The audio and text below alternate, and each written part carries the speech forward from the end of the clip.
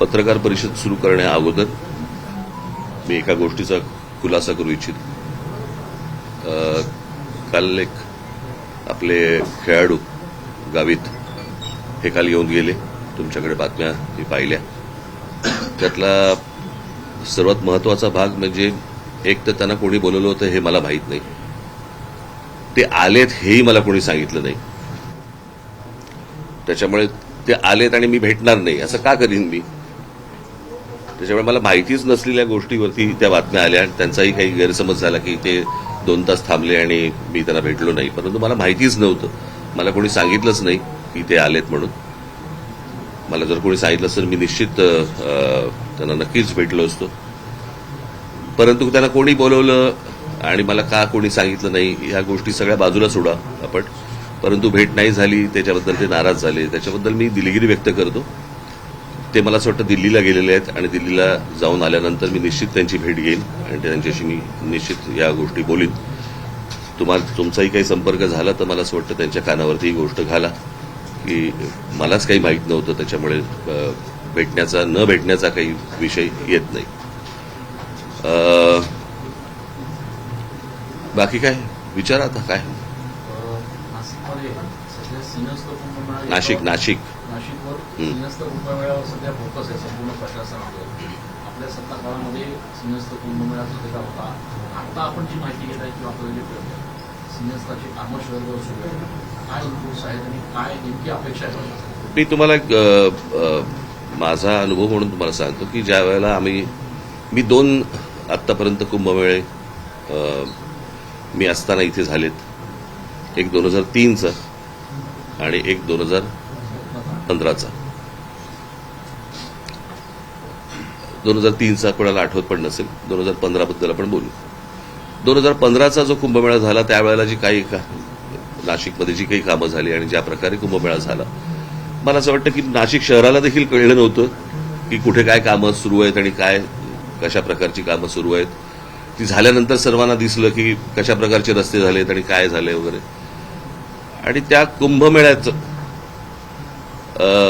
कुंभमेळ्यातनं पैसे काढणं त्यातनं काही अर्थकारण हा मुळात उद्देश नसल्यामुळे तो खूप सोप्या पद्धतीने चांगल्या पद्धतीने तो त्यावेळेला झाला. आत्ताचं जे मला दिसतंय ते मला काय मी ऐकलेत ज्या गोष्टी. काय रे बाबा तू कुठे होतास तू?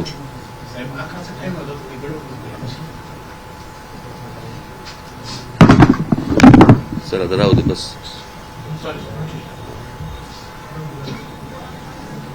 आत्ता मी तुमच्याच माध्यमातून ज्या गोष्टी आमच्या कानावरती येतात संपूर्ण शहरामध्ये खड्डे पडलेले आहेत. काही गाड्या ट्रक बिग सगळे खड्ड्यामध्ये गेलेले आहेत. माणसं गेली आहेत त्याच्यामध्ये खास करून. परंतु या प्रशासनाला काही नाही डिम्म येतं ना. माणसं मेल्याचं गेल्याचं यांना कुठचे काही सोयीसुतक नाहीये. आणि बस आपली त्या सगळ्या भागातनं म्हणजे त्या सगळ्या कामातनं कमिशन कशी मिळतील हाच फक्त एक सगळ्यात महत्वाचा भाग आहे. या कुंभमेळ्यासाठी मला कळले त्याप्रमाणे सगळे काही अनेक कॉन्ट्रॅक्टर्स हे गुजरातमधले आहेत. म्हणजे महाराष्ट्रामध्ये कॉन्ट्रॅक्टर जन्मालाच नाही आले असा भाग आहे. आणि वरून जे आदेश येतील त्याप्रमाणेच फक्त हे कुंभमेळे करायचे. आणि महाराष्ट्रामधल्या एकूणच सगळ्या गोष्टी ह्या वरतून जे आदेश येतील त्याप्रमाणेच जर समजा हाताळायचे असतील तर त्यांना लख लाभू. दुर्दैव आहे. मला वाईट या गोष्टीचं वाटतं. इतकं सुंदर मी त्यावेळेला आम्ही नाशिक केलं होतं त्याची सगळी दुर्दशा बघून वाईट वाटतं. म्हणजे ते बॉटॅनिकल गार्डन असेल किंवा माननीय बाळासाहेबांच्या नावाने केलेलं म्युझियम असेल किंवा अनेक गोष्टी ज्या त्यावेळेला केल्या होत्या त्या सगळ्या गोष्टींची बस दुसऱ्याने केलंय म्हणून त्याची वाट लावायची. मला काल का परवाच मी हा प्रश्न विचारला की त्या स्मार्ट सिटीज काय झालं. त्या स्मार्ट सिटीचं कुठे गेल्या त्या स्मार्ट सिटी? कुठच्याही देशातल्या कुठच्याही शहरामध्ये तुम्हाला काहीही दिसत नाहीये. सगळी शहरं बर्बाद होताना दिसत आहेत. आणि मला ज्या प्रकारे निवडणुका हाताळल्या जात आहेत त्याही खूप फ्रॉड पद्धतीनेच हाताळल्या जात आहेत हे लोकांनाही कळले. लोकांनाही माहिती आहेत ह्यांना मतदान कशा प्रकारचं होतंय. परंतु जे काही करतायत मतदान त्यांनी या गोष्टींचा विचार केला पाहिजे. म्हणजे नाशिकमध्ये एवढ्या मोठ्या प्रमाणावरती झाडं तोडली जात आहेत, त्याच्यावरती एवढी आंदोलनं झाली, काही नाही, प्रशासन डिंब. आणि ते सगळं चालू असताना देखील ज्यावेळेला निवडणुका झाल्यानंतर परत जर समजा भाजपचं लोकांना निवडून देत असतील, भोगा. अजून काय बोलू शकतो मी?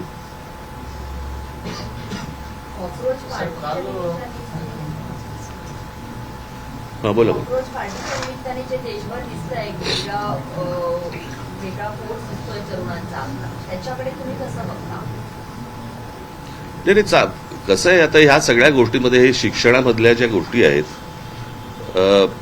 कसं आहे, हे बऱ्याच वर्षानंतर असं आंदोलन आहे या सगळ्या गोष्टींकडे. काय, प्रत्येक आई वडिलांचा मुलगा हा काही नीट परीक्षेला बसला नव्हता. तिथे आलेले सगळेच विद्यार्थी हे काही नीटचे विद्यार्थी नव्हते. पण जे विद्यार्थी, जे तरुण तिकडे जे आले होते, तो त्यांच्यामधला जो राग आहे, तो मला असं वाटतं सगळा सभोवतालचा सगळा राग तिकडे बाहेर आला आणि तो ह्याच्या पुढे अजून जोरात जास्ती मोठ्या पद्धतीने बाहेर येईल. म्हणजे जंतर मंतरवरती झालेलं आंदोलन ही सुरुवात आहे, कळलं का? ते आत्ता आंदोलन शांत आहे किंवा, परंतु राग, सरकारबद्दलचा राग ज्या वेळेला अशा प्रकारे बाहेर येतो, कारण हे आंदोलन घराघरात शिरलं. ज्या वेळेला त्या तरुणांना, ज्या विद्यार्थ्यांना मारलं, बरं का, आणि प्रत्येक आई वडिलांना असं वाटलं, प्रत्येक आजोबा आजींना असं वाटलं की बाबा माझ्या पोराला मारलं, हे का मारतायत मुलांना? खरं तर ते शांतपणे आंदोलन सगळं सुरू होतं. सरकारने या सगळ्या गोष्टींची सुरुवात केली. आणि मला एवढंच फक्त म्हणायचं, हे भाजपमधलंच अंतर्गत हे भांडण आहे आणि त्याच गोष्टी आता सगळ्या चव्हाट्यावरती येत आहेत. काल बैठक घेतली पदाधिकाऱ्यांची, एसआयआरच्या मुद्द्यावर पण चर्चा झाली. मी तुम्हाला आता तुम्ही आता हा प्रश्न विचारत, मी येतो त्याच्याकडे. शिक्षणाच्या बाबतीत मला काल अनेक विद्यार्थी काल येऊन भेटले. मला हाच नाशिकमधला पॅटर्न हा संपूर्ण महाराष्ट्रभर चालू असेल. प्रश्न असा आहे की दगडांवरचे ठसे घेऊन त्यांचं आधार कार्ड चेक करण्यापेक्षा मला असं वाटतं चंद्रकांत पाटलांनी या विद्यार्थ्यांकडे जास्ती लक्ष दिलं पाहिजे. मग मला ही गोष्टच नाही समजली की 10वी पास झाल्यावरती पहिल्यांदा क्लासमध्ये ऍडमिशन घ्यायची आणि क्लासमध्ये ऍडमिशन घेतल्यानंतर क्लास सांगणार की कोणत्या कॉलेजमध्ये ऍडमिशन घ्यायची. आज ते विद्यार्थी कॉलेजला न जाता 8-8 तास त्या क्लासमध्ये जाऊन बसतायत आणि तिकडे शिकतायत. मग कॉलेज काय करतंय? कोचिंग क्लासेसवरती निर्बंध आणायचा आपला मसुदा गेले 24 वर्षापासून पेंडिंग आहे, तयार आहे मात्र नाही, कोचिंग क्लासेसमधनच ह्या सगळ्या कोचिंग क्लासेस सगळेच काय वाईट असतात अशाला भाग नाहीये. परंतु आता जे काही धंदा म्हणून जे आलेले आहेत, मग आता नीटचा पेपर देखील यांच्याचकडनं फुटला ना, याच कोचिंग क्लासवाल्यांकडनंच फुटला ना. आतापर्यंत जेवढे पेपर फुटले या कोचिंग क्लासवाल्यांकडनं फुटले ना. मग प्रश्न असा आहे की ते निलकणी आणून तिथे आता काहीतरी त्या निलकणींना आणलंय वरती, त्यांनी मला असं वाटतं या क्लासेसवरती पहिल्यांदा लक्ष दिलं पाहिजे.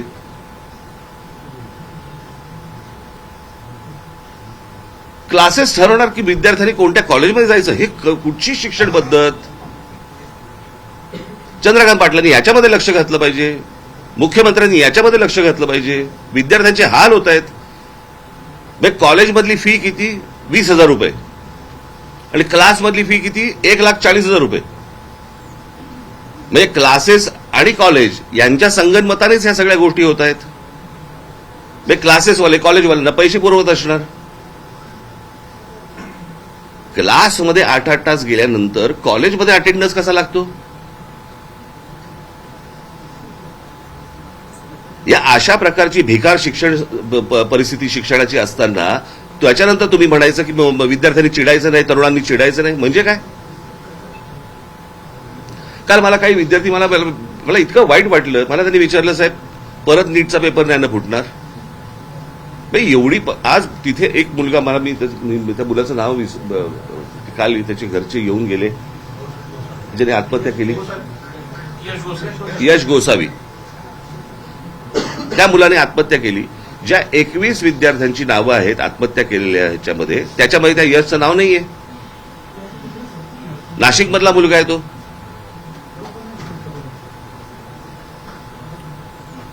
प्रशासनाला हेही वाटत नाही की बाबा आता इथे कोण पालकमंत्री आहेत नाही आहेत मला माहिती नाही, पण एक नाशिकमधला मुलगा जो नीटच्या परीक्षेचा संपूर्ण तयारी करतोय, पेपर फुटल्यानंतर तो व्यथित होतो, निराश होतो आणि आत्महत्या करतो, आणि आत्महत्या केल्यानंतर त्या मुलाचं 21 मुलांची नावं येतात, 22वं नाव देता येत नाही तुम्हाला.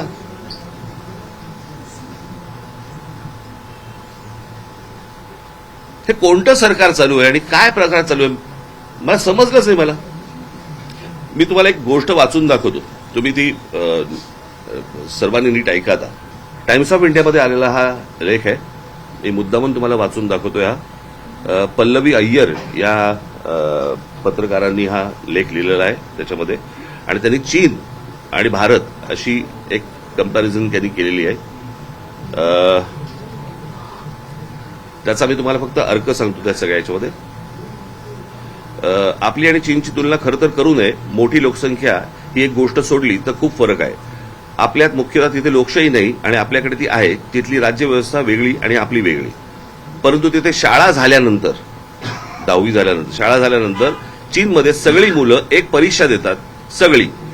त्या परीक्षेला गावकाव असं नाव आहे, गावकाव. भारतामध्ये नीटची परीक्षा 22,70,000 मुलांनी दिली, तर यावर्षी चीनमध्ये गावकाव नावाची परीक्षा दिली साधारण 1,33,50,000 मुलांनी. भारताच्या 6 पट. त्यात त्यांनी जे केलं ते आजच्या टाइम्स ऑफ इंडियामध्ये पल्लवी अय्यर यांनी दिलंय. त्याच्यात त्यांनी मुद्दे दिलेत, 6 मुद्दे महत्वाचे आहेत.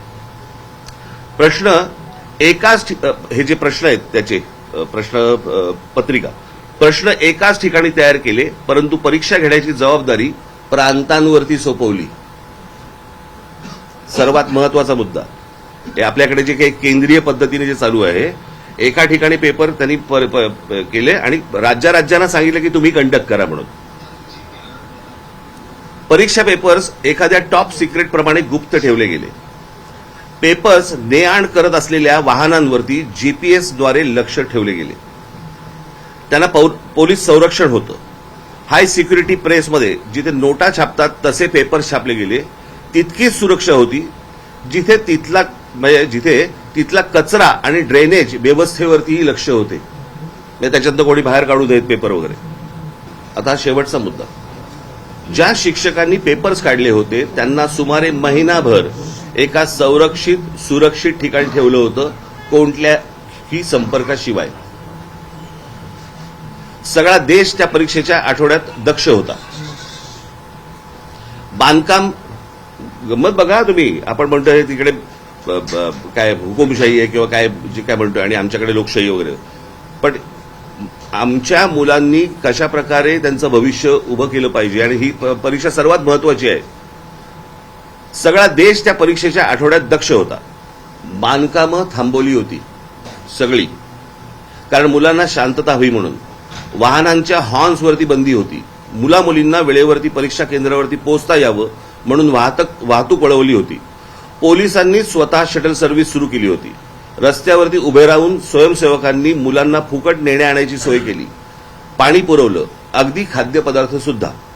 म्हणजे हा एका परीक्षेसाठी सगळा देश उतरला होता. फक्त सरकार नव्हे, चीनमध्ये हुकुमशाही आहे, परंतु आम्ही गुणांची कदर करतो आणि सगळ्या गुणी मुलांना प्रगती करण्याची समान संधी आहे, हे यातून सांगत ते होते. नीटच्या परीक्षेमधनं आपल्याकडे जे विद्यार्थी आहेत हे या देशाचं भविष्य आहे. इतर परीक्षा देणारे विद्यार्थी त्यांचं हे आपल्या देशाचे भविष्य आहे. त्या मुलांकडे कोणताच लक्ष नाही. दरवर्षी पेपर फुटतायत. म्हणजे हे नीटचं आंदोलन जेव्हा चालू होतं त्यावेळेला 2 पेपर फुटलेत. म्हणजे या शिक्षण पद्धतीवरती जर समजा कोणाचंही लक्ष केंद्रित नसेल, कोणी त्या गोष्टीला गांभीर्याने घेत नसेल आणि त्याच्यानंतर तुम्ही म्हणाल मुलांनी चिडायचं नाही, मुलींनी चिडायचं नाही, तरुणांनी रागवायचं नाही, शिव्या द्यायच्या नाहीत, मग शिव्या द्यायचा अधिकार फक्त काय भाजपला आहे? लोकांच्या आया बहिणी काढण्याचा फक्त अधिकार भाजपला आहे? जर रास्त मागण्या करून पण जर समजा हे लक्ष देत नसतील, दुर्लक्ष करत असतील, काय करायचं लोकांनी? आणि म्हणून मी म्हटलं ना की ही सुरुवात आहे. नीट ही सुरुवात आहे. आता पुढे बघा काय काय गोष्टी होतील त्या. तुम्ही आता जंतर मंतरच्या आंदोलनाचे उद्देशून म्हणाला की हे भाजपमधीलच अंतर्गत भांडण कुठेतरी समोर आले म्हणतात. हे नक्की काय तुम्हाला वाटतं? मी सांगितलं होतं ना मागच्या वेळेला. मी एका पत्रकार परिषदेमध्ये, मी माझ्या सभेमध्ये पण सांगितलं, माझ्या भाषणामध्ये पण सांगितलं होतं. हे प्रत्येकाच्या महत्वाकांक्षा मोठ्या झालेल्या आहेत. आम्हाला पंतप्रधान व्हायचंय, मला पंतप्रधान व्हायचंय. त्याच्यामुळे त्या दिवशी मी जे सांगितलं ना, की ज्या वेळेला तुम्ही समोरचे शत्रू ज्या वेळेला संपवतात त्यावेळेला शत्रू तुमच्यामध्ये निर्माण होतात आणि ते जगाचा इतिहास आहे हा. ती प्रोसेस भाजपमध्ये सुरू झालेली आहे ऑलरेडी. आता ती थांबू नाही शकत. जसं वैद्यकीय महाविद्यालयामध्ये प्रवेशासाठी नीट परीक्षा आहे, त्याच्यानंतर आता प्रत्येक अभ्यासक्रमासाठी वेगवेगळ्या परीक्षा करण्यात आल्या आणि यातून खरं म्हणजे मोठा भ्रष्टाचार होतो. अनेक वेळेस मुलं जी 12वीला चांगला मार्क्स करतात त्या मार्कांबरोबर नाही, माझं तर म्हणणं आहे ते बाकी सगळ्या गोष्टींवरती आपल्याला करता येईल. पहिल्यांदा कॉलेजची भूमिका काय आणि हे जे धंदेवाईक जे क्लासेस जे निर्माण झालेले आहेत ह्यांची हे हटणार की नाही हटणार. मला असं वाटतं सरकारचा कस पहिला इथे लागला पाहिजे.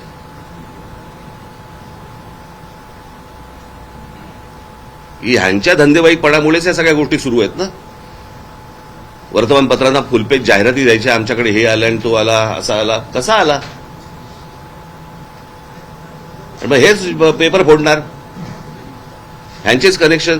मी पहिला नीटचा पेपर फुटला, बरोबर आहे, त्यावेळेला मी जर चुकत नसीन तर काहीतरी 25 लाख रुपये काहीतरी त्याची किंमत होती, बरोबर. आणि आत्ता जो फुटला त्याची 1.5 कोटी आहे. डॉलरचा रेट का वाढला हे कळलं आपल्याला.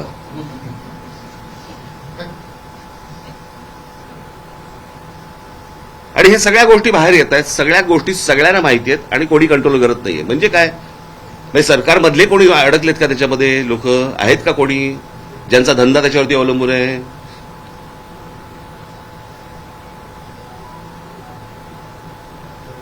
मला या सगळ्या गोष्टींची उत्तर सरकारने द्यावीत. महाराष्ट्र लोकसेवा आयोगाच्या अनुषंगाने देखील अजूनही गोंधळ आहे. ऑफलाईन किंवा ऑनलाईन परीक्षा कशी द्यायची ठरत नाहीये. विद्यार्थी, तुम्ही मला प्रश्न विचारताय का सांगताय? याच्यामध्ये काय सोल्युशन वाटतं, कशा पद्धतीने? मी काही त्यातला तज्ज्ञ नव्हे, बरं का. जे लोक तज्ज्ञ आहेत त्यांच्याशी हा गोष्ट, तज्ज्ञ आहेत ना एवढे, तज्ज्ञांची काय कमतरता आहे का? परंतु प्रश्न असा आहे ना सरकारचा, की सगळं आम्हालाच कळतं. यातनं ज्या दिवशी सरकार बाहेर येईल आणि ज्या दिवशी तज्ज्ञांशी ज्याला चर्चा करून त्याच्यातनं काहीतरी सोल्युशन येईल तेव्हाच होईल ना. त्याशिवाय कसं होईल? आता ते नीलकंठीने आणले तर मला माहित आहे ते काय करणार आहेत. साहेब, काल मोहन भागवतांनी पण तरुणांशी संवाद साधला. एका बाजूला उशीर झाला. साहेब, त्यांनी जैनजींसोबत संवाद साधला मोहन भागवत आणि ते म्हटलं की डोळे दाखवून उशीर झाला. महाराष्ट्रात सुद्धा कुठे असेल किंवा शालांत असेल, याच्या विरोधात आज विद्यार्थ्यांचे आंदोलन नाशिकमध्ये सुद्धा आहे. तर याबाबत आणि त्यांनी दादा भुसेंचा राजीनामा मागितला. महाराष्ट्र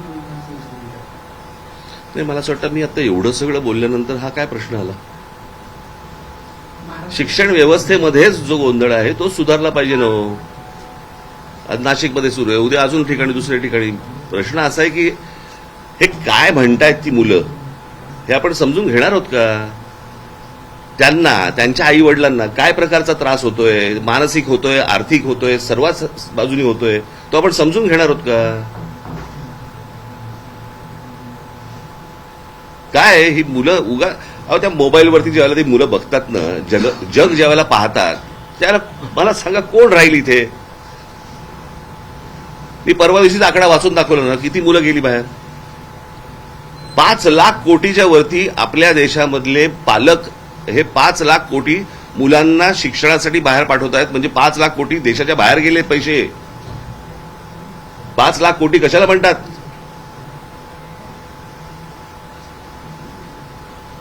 या विद्यार्थ्यांचं काय, म्हणजे याचं काय आहे? इथे सरकारमध्ये असलेल्या मंत्र्यांची मुलं बाहेर शिकतायत.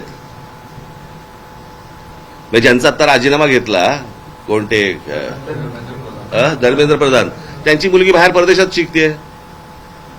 धर्मेंद्र प्रधानांच्या मुलीचा जर देशाच्या शिक्षण व्यवस्थेवरती विश्वास नसेल, बाकीच्या मुलांचं काय घेऊन बसलो आपण? देशाच्या पंतप्रधान असं सांगणारे आता होर्डिंग लावले जाते भाजप. आता काही इथे भाजप पूर्ण देशभरात ते कॅम्पेनिंग राबवलं जाते. प्रश्न असा आहे, होर्डिंगमुळे कोणी बरोबर येत नाही हो. ते सगळा जुना माल बाहेर काढतात. आता काय होणार नाही. बुन से गई वो हौद से नहीं आती. साहेब, काँग्रेसने सुनेत्रा उपमुख्यमंत्र्यांबाबत नाही, मला- हे असं आरोप केला. मला साहेब, चला. कालच्या बैठकीमध्ये आपण एसआयआरच्या मुद्द्यावर पण मार्गदर्शन केलं. एकूण जे एसआयआरची कार्यप्रणाली चालू आहे देशामध्ये काय नाही, मला अनेक ठिकाणी मला एसआयआरचे जे अधिकारी आहेत त्यांच्याबरोबर भारतीय जनता पक्षाची लोक फिरत आहेत. का फिरत आहेत? घराघरामध्ये त्यांची लोक का जात आहेत? माणसं बघून तुम्हाला कापायची आहेत का? ही कुठची प्रथा सुरू केली मला समजलं नाही. मला जे त्यांनी पश्चिम बंगालमध्ये केलं, जे त्यांनी बिहारमध्ये केलं, तेच येथे महाराष्ट्रामध्ये करायचं चाललंय. आमच्या लोकांना सतर्क व्हायला सांगितलेलं आहे. 3 वर्ष आहेत निवडणुकांना. अशी काही यादी जे कन्फर्म करू शकत नाहीत ती. अशी काय माणसांना तुम्ही डिलीट करू शकत नाही. पण कशा प्रकारच्या गोष्टी सुरू आहेत त्यांच्या ते तुम्हाला लक्षात येतं. आणि हे कशा प्रकारच्या निवडणुका कसे जिंकतात हेही तुमच्या लक्षात येतं. सगळा फ्रॉड आहे अख्खा. हे मी आज नाही बोलतोय, मी 2017 पासून बोलतोय. मी ज्यांना ज्यांना सांगितलं त्यांना आज कळतंय.